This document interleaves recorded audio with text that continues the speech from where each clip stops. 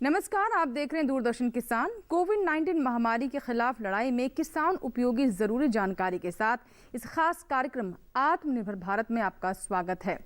चलिए शुरुआत करते हैं आज के कार्यक्रम की और देखते हैं क्या है नया आज आत्मनिर्भर भारत में। एपीडा ने दुबई के लिए बर्मी अंगूर लेटिको के निर्यात को सुगम बनाया। महाराष्ट्र से ड्रैगन फ्रूट या कमलम दुबई को निर्यात किया गया।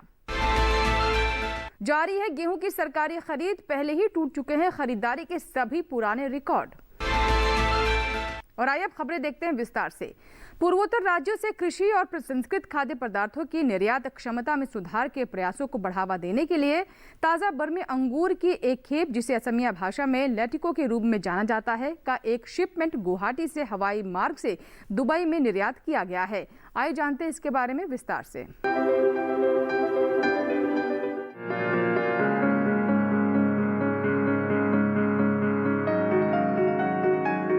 पूर्वोत्तर राज्यों से कृषि और प्रसंस्कृत खाद्य पदार्थों की निर्यात क्षमता में सुधार के प्रयासों को बढ़ावा देने के लिए ताजा बर्मी अंगूर की एक खेप, जिसे असमिया भाषा में लेटिको के रूप में जाना जाता है, उसका एक शिपमेंट गुवाहाटी से हवाई मार्ग से दुबई में निर्यात किया गया है। लेटिको, जो विटामिन सी और आयरन से भरपूर होती है, उसकी एक खेप असम के दरंग जिले के एक संग्रह केंद्र में पैक की गई।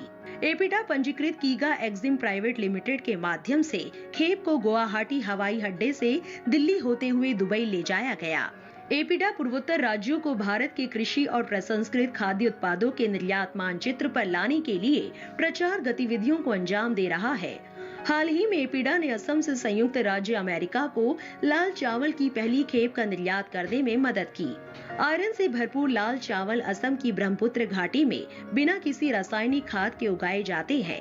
चावल की किस्म को बाओ धान कहा जाता है, जो असमिया भोजन का एक अभिन्न अंग है। एपीडा ने लंदन को भौगोलिक संकेतक जीआई प्रमाणित गेजी नीमो यानी असम नींबू के निर्यात में सहायता की है। अब तक लगभग 40 मीट्रिक टन असम नींबू का निर्यात किया जा चुका है। त्रिपुरा स्थित कृषि संयोग एग्रो प्रोड्यूसर कंपनी लिमिटेड से प्राप्त कटहल को लंदन में निर्यात किया गया था। कंसाइनमेंट को salt range supply chain solution limited की एपीडा सहायता प्राप्त पैक हाउस सुविधा में पैक किया गया था और कीगा एक्जिम प्राइवेट लिमिटेड द्वारा निर्यात किया गया था। एपीडा ने गुवाहाटी में एक पैक हाउस स्थापित करने के लिए निजी क्षेत्र को वित्तीय सहायता प्रदान की है, जिसने यूरोप को ताजे फल और सब्जियों के निर्यात के लिए जरूरी बुनियादी सुविधाओं को विकसित किया है। एपीडा खाद्य उत्पादों के निर्यात के लिए जरूरी मार्केटिंग रणनीतियों को विकसित करने, उसके बारे में जानकारी के साथ फैसले लेने के लिए बाजार की जानकारी, अंतर्राष्ट्रीय स्तर पर कारोबार का प्रदर्शन, कौशल विकास, क्षमता निर्माण और उच्च गुणवत्ता वाली पैकेजिंग के लिए बाजार में विकास की गतिविधियां चलाता है। एपीडा क्षमता निर्माण, गुणवत्ता नवीनीकरण और बुनियादी ढांचे के विकास के मामले में पूर्वोत्तर क्षेत्र पर ध्यान केंद्रित करेगा। इस तरह से किसानों को खरीदारों से जोड़ना और पूर्वोत्तर से कृषि उत्पादों की पूरी आपूर्ति श्रृंखला को मजबूत करना लाभदायक होगा।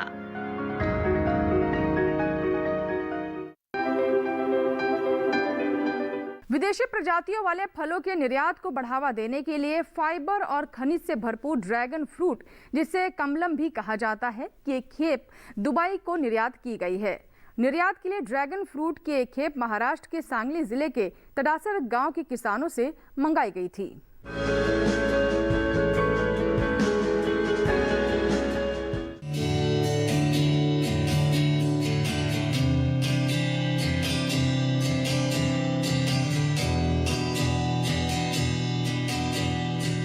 विदेशी प्रजातियों वाले फलों के निर्यात को बढ़ावा देने के लिए फाइबर और खनिज से भरपूर ड्रैगन फ्रूट, जिसे कमलम भी कहा जाता है, उसकी एक खेप दुबई को निर्यात की गई है। निर्यात के लिए ड्रैगन फ्रूट की एक खेप महाराष्ट्र के सांगली जिले के तडासर गांव के किसानों से मंगाई गई थी। इसे एपीडा से मान्यता प्राप्त निर्यातक मेसर्स केबी में प्रसंस्कृत और पैक्ड किया गया था। ड्रैगन फ्रूट का वैज्ञानिक नाम हाइलोसेरेसुंडाटस है। ड्रैगन फ्रूट प्रमुख रूप से मलेशिया, थाईलैंड, फिलीपींस, संयुक्त राज्य अमेरिका और वियतनाम जैसे देशों में पैदा किया जाता है। ड्रैगन फ्रूट का उत्पादन भारत में 1990 के दशक की शुरुआत में हुआ और इसे घरेलू उद्यानों के रूप में उगाया जाने लगा। विभिन्न राज्यों के किसानों द्वारा खेती के लिए ड्रैगन फ्रूट का इस्तेमाल बढ़ने से उसकी लोकप्रियता तेजी से बढ़ी है। वर्तमान में ड्रैगन फ्रूट ज्यादातर कर्नाटक, केरल, तमिलनाडु, महाराष्ट्र, गुजरात, ओडिशा, पश्चिम बंगाल, आंध्र प्रदेश और अंडमान और निकोबार द्वीप समूह में पैदा किया जाता है। इसकी खेती के लिए कम पानी की आवश्यकता होती है और इसे विभिन्न प्रकार की मिट्टी में उगाया जा सकता है। ड्रैगन फ्रूट की 3 मुख्य किस्में हैं। सफेद गुदा वाला गुलाबी रंग का फल, लाल गुदा वाला गुलाबी रंग का फल और सफेद गुदा वाला पीले रंग का फल। प्रधानमंत्री श्री नरेंद्र मोदी ने जुलाई 2020 में ऑल इंडिया रेडियो पर मन की बात कार्यक्रम में गुजरात के शुष्क कच्छ क्षेत्र में ड्रैगन फ्रूट की खेती का उल्लेख किया था। उन्होंने उत्पादन में भारत की आत्मनिर्भरता सुनिश्चित करने के लिए कच्छ के किसानों को ड्रैगन फ्रूट की खेती के लिए बधाई दी थी। ड्रैगन फ्रूट में फाइबर, विटामिन, खनिज और एंटीऑक्सीडेंट पाए जाते हैं। इसकी ये खासियत किसी व्यक्ति की तनाव से क्षतिग्रस्त होने वाली कोशिकाओं की मरम्मत और शरीर में आई सूजन को कम करने और पाचन तंत्र में सुधार करने में सहायक होती है।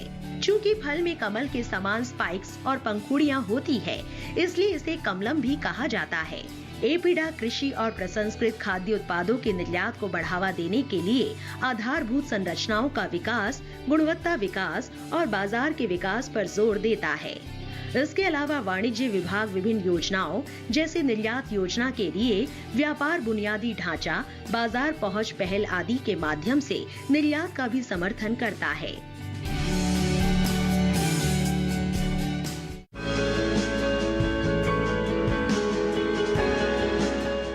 अभी वक्त हुआ एक छोटे से ब्रेक का। ब्रेक के बाद भी ये हमारा विशेष कार्यक्रम आत्मनिर्भर भारत जारी रहेगा। बने रहे हमारे साथ। छोटा सा ब्रेक। कोरोना वायरस के खतरे से बचते हुए फसल की कटाई, बिक्री, खरीद, नई फसल की जुताई और बुआई सुरक्षित हो सकती है अगर हम लगातार हाथों को साबुन और साफ पानी से नियमित अंतराल पर धोते रहें। नाक, मुंह को मास्क, गमछे या कपड़े से ढक कर रखें। आंख, कान, नाक, मुंह न छुएं। आपस में 2 गज की दूरी बनाए रखें। मास्क और 2 गज की दूरी के मंत्र को अभी हमें छोड़ना नहीं है। फसलों की बुवाई एवं कटाई करते समय आपस में कम से कम 2 गज की दूरी बनाए रखें। फसल की कटाई करने के बाद छोटे छोटे ढेरों में इकट्ठा करें। कृषि के औजारों की समय समय पर सफाई करें। एक दूसरे के साथ औजारों की अदला बदली न करें। श्रमिकों के शौचालयों और हाथ धोने की जगह की ठीक से सफाई जरूरी है। बुआई, कटाई एवं मड़ाई के दौरान इस बात का ध्यान रखें कि इन स्थानों के आसपास कोई थूके नहीं। कंबाइन, हार्वेस्टर, थ्रेशर, जुताई और बुआई की मशीनों को इस्तेमाल से पहले साफ करें। मशीनों के इस्तेमाल से पहले और इस्तेमाल के बाद हाथ साबुन से साफ करें। वाहनों, बोरियों, थैलियों और पैकिंग के दूसरे सामान की साफ सफाई पर भी खास ध्यान दें। खरीद केंद्र पर आने से पहले किसानों एवं श्रमिकों की जांच। खरीद केंद्रों पर भीड़ न लगाएं एवं किसानों को बारी बारी से बुलाएं। गोदामों पर खरीदी हुई फसल को लेने में शीघ्रता करें ताकि किसानों एवं श्रमिकों को रुकना ना पड़े। कोरोना के खतरे से बचाव और अधिक जानकारी के लिए आरोग्य सेतु ऐप डाउनलोड करें। देश में खाद्य सुरक्षा के ये सिपाही भोजन की निरंतर उपलब्धता को सुनिश्चित करते हैं। किसान स्वस्थ रहें तभी हम कोरोना वायरस से जीत पाएंगे, आगे बढ़ पाएंगे। किसान सबल, देश प्रबल। ब्रेक के बाद एक बार फिर आपका स्वागत है। आप देख रहे हैं हमारा विशेष कार्यक्रम आत्मनिर्भर भारत। बीते दिनों गेहूं फसल की खरीदारी जारी रही।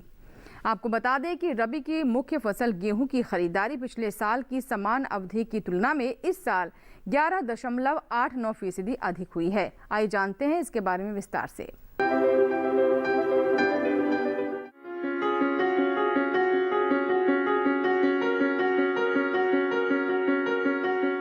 बीते दिनों गेहूं फसल की खरीद जारी रही। रबी की मुख्य फसल गेहूं की खरीद पिछले साल की समान अवधि की तुलना में इस साल 11.89% अधिक हुई है। आंकड़ों की माने तो अब तक लगभग 432,83,000 मीट्रिक टन गेहूं खरीदा गया है, जबकि पिछले साल इसी अवधि में 386,83,000 मीट्रिक टन गेहूं की खरीद हुई थी। इस शानदार खरीद से मौजूदा सत्र में गेहूं खरीद कार्य से करीब 49,07,000 किसान लाभान्वित हुए हैं। वहीं वर्तमान खरीफ विपणन सत्र 2020-21 और रबी विपणन सत्र में न्यूनतम समर्थन मूल्य पर 853,89,000 मीट्रिक टन से अधिक धान की खरीद हुई है और इससे करीब 125,99,000 किसानों को लाभ पहुंचा। इसके अलावा एमएसपी पर 9,37,396.81 मीट्रिक टन दलहन और तिलहन की खरीद की गई। इस खरीद से तमिलनाडु, कर्नाटक, आंध्र प्रदेश, मध्य प्रदेश, महाराष्ट्र, गुजरात, उत्तर प्रदेश, तेलंगाना, हरियाणा, ओडिशा और राजस्थान के 5,66,630 किसानों को 4,881 करोड़ 58 लाख रुपए की आय हुई है। साथ ही संबंधित राज्य और केंद्र शासित प्रदेश की सरकारें दलहन और तिलहन की आवक के आधार पर संबंधित राज्यों द्वारा तय की गई तारीख से खरीद शुरू करने के लिए जरूरी व्यवस्था में जुटी हुई है। वहीं गेहूं की खरीद वर्तमान रबी विपणन सत्र 2021-22 के लिए खरीद जारी है। 27 जून तक 432,83,000 मीट्रिक टन गेहूं की खरीद की गई है, जो कि अब तक की खरीद का सबसे उच्चतम स्तर है, जबकि पिछले साल की इसी समान अवधि में 386,83,000 मीट्रिक टन गेहूं खरीदा गया था। इसके साथ ही राजस्थान में भी गेहूं की खरीद अब तक के सबसे उच्च स्तर 23,19,000 मीट्रिक टन पर पहुंच गई है। इस तरह से 49,07,000 किसान मौजूदा रबी विपणन सत्र में एमएसपी मूल्यों पर हुए खरीद कार्यों से लाभ ले चुके हैं और उन्हें 85,483 करोड़ 25 लाख रुपए का भुगतान भी किया जा चुका है।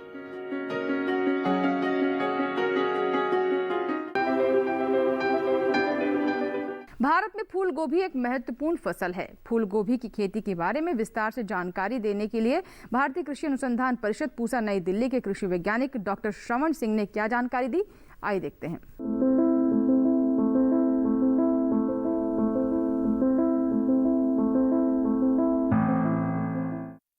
फूल गोभी एक महत्वपूर्ण फसल है और इसका एक मुख्य समूह है अगेती फूल गोभी। इसकी बुआई आजकल जून जुलाई के महीने में की जाती है और ये तैयार होती है सितंबर, अक्टूबर और मध्य नवंबर तक। इसके लिए उत्तम किस्में हैं पूसा मेघना, जो सितंबर अंत से मध्य अक्टूबर तक तैयार होती है। उसके बाद है पूसा अश्विनी, पूसा कार्तिकी, ये दोनों अक्टूबर के अंतिम सप्ताहों में तैयार होती हैं। और एक संकर किस्म है पूसा कार्तिक शंकर, जो कि मध्य अक्टूबर से मध्य नवंबर तक अलग अलग समय में तैयार हो सकती है बुआई के हिसाब से। ये 4 मुख्य किस्में हैं जो पूसा संस्थान की हैं। अगेती फूल गोभी की उत्पादन के लिए पौध तैयारी एक महत्वपूर्ण आयाम है और इसके लिए जगह का चुनाव विशेष रूप से करना चाहिए। इसके लिए ध्यान रखें कि एक तो जल भराव वाली स्थिति की जगह नहीं हो, दूसरी ऐसी कोई जगह ना लें जिसमें कोई कीड़े या दीमक की समस्या हो। ऐसी जगह का चुनाव करने के बाद में उस भूमि का उपचार करना अनिवार्य है और इसके लिए 0.3% कैप्टान का घोल बना करके उस जगह को ड्रेंचिंग कर दें। और जो जैविक खेती करते हैं वो लगभग 100 किलो सड़ी हुई गोबर की खाद में 1 किलो ट्राइकोडर्मा मिला करके 7-8 दिन रखें और फिर उसके बाद उस जगह में मिला करके उसकी अच्छे से जुताई कर लें। जुताई के बाद में लगभग 3 से 5 मीटर लंबी और 45 सेंटीमीटर से लेकर के 1 मीटर चौड़ी बेड बनाएं, जो कि 15 सेंटीमीटर से 20 सेंटीमीटर उठी हुई होनी चाहिए और उसके 2 बेड के बीच में लगभग 1 फीट का फासला रखें, जिससे निराई गुड़ाई करने में या फिर जल निकासी में समय आसानी रहे। साथ ही साथ बीज उपचार करना अनिवार्य है। इसके लिए 2 ग्राम बाविस्टिन प्रति किलो बीज की दर से उपचारित करें। अब 1 हेक्टेयर के लिए अगेती फूल गोभी में यदि हमें बीज की मात्रा देखें तो 600 ग्राम से 750 ग्राम बीज की आवश्यकता होती है। बीज उपचारित करने के बाद में बेड के ऊपर बुआई के लिए तैयारी करें बेड को। उसके लिए लगभग 5 से 7 सेंटीमीटर की दूरी पर 1 से 1.5 इंची गहरी लाइनें बनाएं, पंक्तियां बनाएं।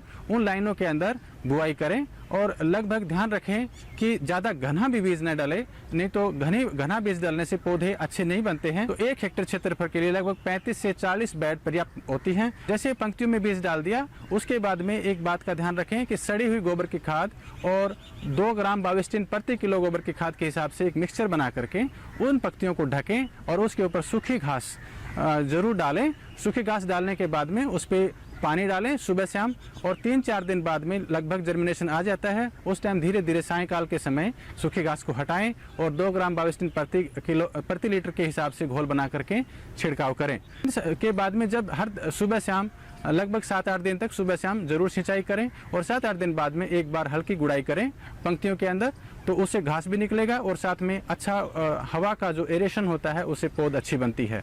इसके बाद में जब थोड़ा सा समय और हो जाता है तो ध्यान रखें कि कुछ बीमारियां आने लग जाती हैं। उसमें सबसे महत्वपूर्ण है डैम्पिंग ऑफ, जिसको हम आर्द्रगलन भी कहते हैं।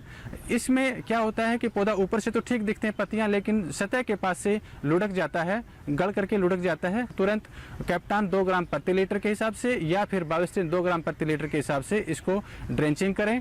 एक कीड़ा आता है जिसको हम बरगड़ा भी कहते हैं या पेंटेड बैग कहते हैं, जिसके ऊपर धब्बे रहते हैं, उसके बचाव के लिए इंडोक्सीकार्ब 1 ml प्रति लीटर के हिसाब से छिड़काव करें। अगेती फूल गोभी की पौध है वो लगभग 40 से 45 दिन में तैयार हो जाती है। एक बात और ध्यान रखने वाली बात है कि आजकल जून जुलाई का महीने में अधिक गर्मी होती है और बारिश की समस्या है, तो इसके लिए जो छायादार जो नेट हैं वो या फिर जो सिरकी बनती है उससे बना करके और पौध की छाया से सुरक्षा करें। और यदि अधिक बारिश की समस्या लगती है जमाव के समय तो प्लास्टिक शीट से ढकें। जब पौधे थोड़े बड़े हो जाते हैं उसके बाद प्लास्टिक से ढकने की जरूरत नहीं पड़ती, क्योंकि उसमें बारिश से कोई समस्या नहीं होती।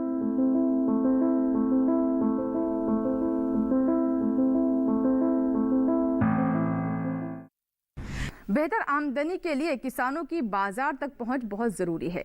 इसी पहुंच को बढ़ाने के लिए सरकार ने किसान रेल की शुरुआत की थी।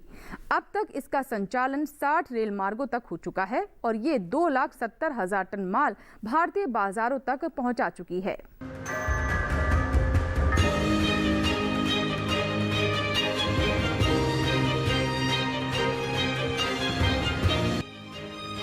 कृषि और संबंधित उत्पादों का उत्पादन सब जगह एक जैसा नहीं है। कहीं किसी फसल का ज्यादा उत्पादन होता है तो कहीं कम। ज्यादा उत्पादन वाली जगह पर फसल विशेष के दाम कम होते हैं और कम उपज वाली जगहों पर ज्यादा। किसान रेल की शुरुआत जल्द खराब होने वाले उत्पादों को ज्यादा उत्पादन वाली जगहों से कम उत्पादन वाली जगहों पर ले जाने के लिए शुरू हुई थी।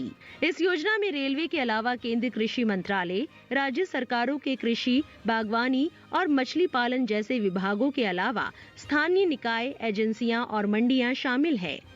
किसान रेल खास तौर से फल, सब्जियों, मांस, पोल्ट्री, मछली और डेयरी उत्पादों सहित खराब होने वाली वस्तुओं की आवाजाही को सुगम बनाती है। इन रेलों से माल बहुत जल्द गंतव्य तक पहुंच जाता है और उत्पादों के खराब होने का खतरा भी कम रहता है। इसके अलावा दूर, बड़े और अधिक आकर्षक बाजारों तक पहुंच बनाने के लिए किसानों को विशाल रेलवे नेटवर्क का उपयोग करने में सक्षम बनाती है। किसान रेल योजना फलों और सब्जियों के परिवहन के लिए माल ढुलाई में 50% की सब्सिडी दी जाती है। कम उपज वाले छोटे किसानों को भी बिचौलियों के बिना माल ढुलाई में मदद करती है। कोई किसान जितना चाहे उतना माल ले जा सकता है। परिवहन समय और लागत में कमी के कारण अंतिम उपभोक्ता को सस्ते दामों पर ताज़ा उत्पाद मिलता है। किसान रेल योजना की शुरुआत पिछले साल अगस्त माह में हुई थी। तब महाराष्ट्र के देवलाली और बिहार के दानापुर के बीच पहली रेल चलाई गई। 28 दिसंबर 2020 को किसान रेल ने 100वीं यात्रा पूरी की। वहीं 18 जून 2021 तक 60 रूटों पर 850 फेरे लगा चुकी है, जिनमें 2,70,000 टन से ज्यादा खेपों की ढुलाई हुई है। Operation green top to total योजना के तहत किसान रेल ट्रेनों की सेवाओं के माध्यम से फलों और सब्जियों की ढुलाई में 50% की सब्सिडी दी जाती है। 15 जून 2021 तक करीब 52 करोड़ 38 लाख रुपए की रकम सब्सिडी पर खर्च की जा चुकी है।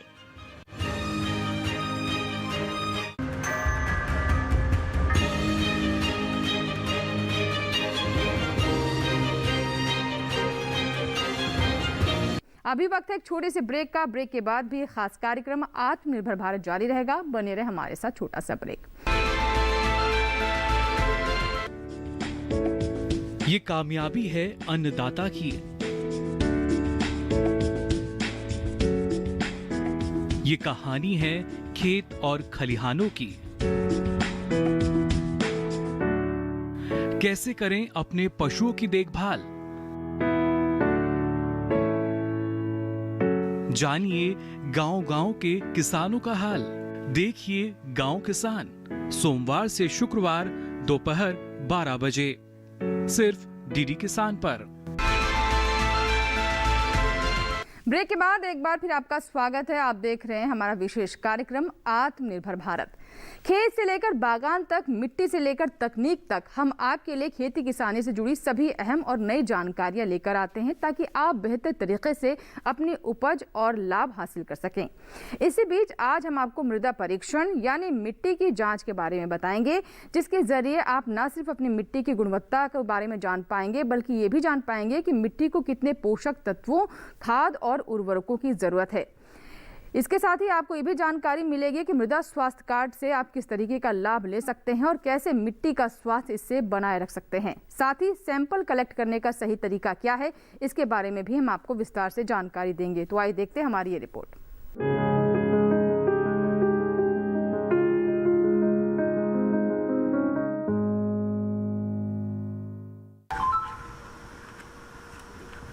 मैं ब्रिजेश यादव, मृदा विशेषज्ञ, कृषि विज्ञान केंद्र उजवा।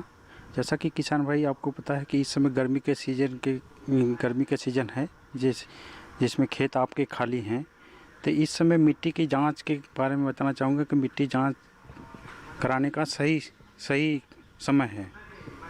आप लोग अपने खेत से मिट्टी का जांच ज़रूर कराएं। साथ ही साथ ये मिट्टी जांच से आपको पता चलता है कि आगामी जो खरीफ की फसल लेनी है उसमें हमें आगामी फसल के लिए कौन कौन से न्यूट्रिएंट पोषक तत्वों को प्रबंधन हम आसानी से कर सकते हैं। साथ ही साथ हम उसमें मिट्टी में कोई चीज़ कमी है, जैसे आपका मिट्टी के विकार हुए, जैसे सलाइन है, अल्कलाइन कंडीशन है, तो उसमें भी हम उसको सुधार सकते हैं। लेकिन ये चीज़ें हमें पता तब चलेंगी जब तक हम मिट्टी का जांच न कराएं। जांच कराने से हम आपको इसमें सभी चीज़ें पता चल जाती है। साथ साथ इसमें कौन से पोषक तत्वों की उपलब्धता है, कौन से पोषक तत्व की कमी है, जिससे हमें पता चल जाता है कि इसमें इस तत्व की कमी है। इसके बाद आप मिट्टी जांच के लिए आप मिट्टी का नमूना लेने का तरीका ये है कि किसान भाई आपके 1 एकड़ खेत से आपका चारों तरफ मिट्टी के एक बॉर्डर 1-1 मीटर छोड़ करके 5-7 जगह से आप जिग-जैग तरीके से 0 से 15 सेंटीमीटर गहराई वी शेप बना करके 0 से 15 सेंटीमीटर गहराई, जिसमें ऊपरी सतह और निचली सतह दोनों की मिट्टी आ जाए, उसको साफ़ सुथरी पॉलीथीन में रख करके, ये साफ़ सुथरी सभी जगह से लेकर के साफ़ सुथरी पॉलीथीन में रख करके उसमें उसको आप नज़दीकी कृषि विज्ञान केंद्र भारत सरकार के आपको हर एक प्रांत में है, जहाँ नज़दीकी कृषि विज्ञान केंद्र हो वहाँ पे आप दे सकते हैं। जिससे कि आपका जांच होने के बाद आपका मिट्टी की जांच होने के बाद आपके खेत के कृषि विज्ञान के केंद्र के द्वारा सॉइल हेल्थ कार्ड मिलेगा, जिससे आपको उसमें पता चलेगा कि आपके खेत में कौन से पोषक तत्व की उपलब्धता है और कौन से पोषक तत्व की कमी है।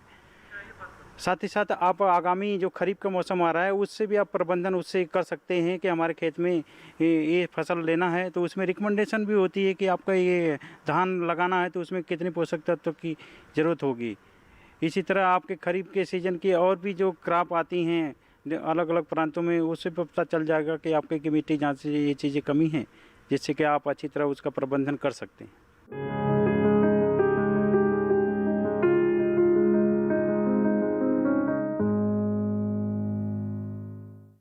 जनजातीय क्षेत्र जौनसार बावर के दुर्गम इलाकों में जैविक विधि से कृषि के क्षेत्र में उत्कृष्ट योगदान और उपलब्धियों के लिए प्रगतिशील किसान प्रेमचंद शर्मा राज्य और राष्ट्रीय स्तर पर तमाम पुरस्कारों से नवाजे जा चुके हैं।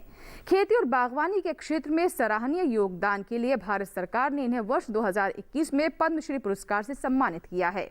आइए देखते हैं इनकी कामयाबी की कहानी।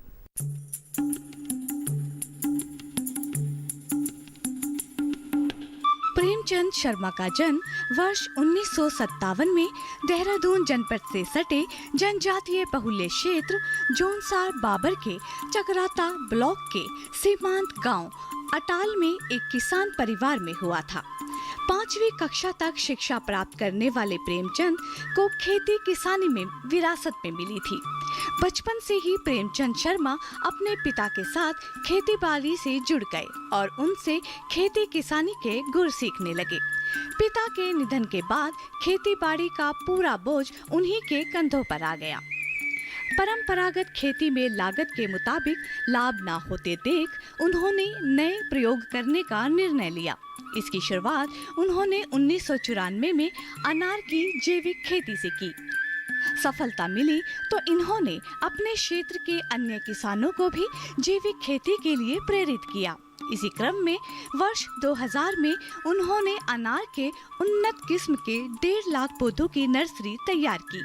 यह पौध उन्होंने जोनसार बाबर व पड़ोसी राज्य हिमाचल के करीब 350 कृषकों को वितरित की। अनार की खेती के गुर सीखने के लिए वह हिमाचल प्रदेश के कुल्लू, जलगांव के साथ ही महाराष्ट्र और कर्नाटक तक गए। वर्ष 2013 में प्रेमचंद ने देवघार खत के सेज तरानू और अटाल पंचायत से जुड़े। इन्होंने करीब 200 कृषकों को एकत्रित कर फल और सब्जी उत्पादक समिति का गठन किया। इसके साथ ही ग्राम स्तर पर कृषि सेवा केंद्र की शुरुआत कर क्षेत्र में खेती बागवानी के विकास में अहम भूमिका भी निभाई। प्रेमचंद शर्मा को खेती में सफल योगदान के लिए कई सारे पुरस्कार मिल चुके हैं। वर्ष 2012 में उत्तराखंड सरकार की ओर से किसान भूषण, वर्ष 2014 में Indian association of soil and water conservation की तरफ से किसान सम्मान, भारतीय कृषि अनुसंधान की ओर से किसान सम्मान, वर्ष 2015 में कृषक सम्राट सम्मान, भारतीय पशु चिकित्सा अनुसंधान संस्थान से विशेष उपलब्धि सम्मान, वर्ष 2015 में गोविंद वल्लभ पंत कृषि एवं प्रौद्योगिकी विश्वविद्यालय पंतनगर से प्रगतिशील कृषि सम्मान, वर्ष 2016 में स्वदेशी जागरण मंच की तरफ से उत्तराखंड विस्मृत नायक सम्मान, वर्ष 2018 में भारतीय कृषि अनुसंधान परिषद की तरफ से जगजीवन राम किसान पुरस्कार और सामाजिक संस्था की तरफ से जसोदा नवीनी सम्मान और अब 2021 में भारत सरकार की तरफ से पद्मश्री सम्मान से सम्मानित किया जा रहा है। करीब 3 दशक से खेती बागवानी से जुड़े प्रेमचंद ने जोनसार बाबर में किसानों को आय बढ़ाने के लिए नकदी फसलों का उत्पादन बढ़ाने के लिए प्रेरित किया। उनकी इस पहल से सीमांत क्षेत्र के सैकड़ों किसान नकदी फसलों का उत्पादन कर अपनी आर्थिक स्थिति संवारने लगे। इसके साथ ही उन्होंने अपने क्षेत्र के किसानों को जैविक खेती का रास्ता दिखाया, साथ ही प्रगतिशील किसानों के लिए एक प्रेरणा स्रोत भी बने।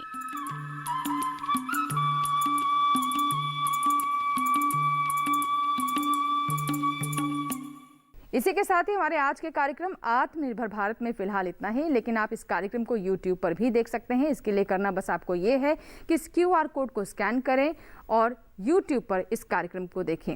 उम्मीद करते हैं आज के कार्यक्रम से हमारे किसानों को जरूर लाभ मिलेगा। दीजिए इजाजत, नए अंक के साथ फिर होगी आपसे मुलाकात। नमस्कार।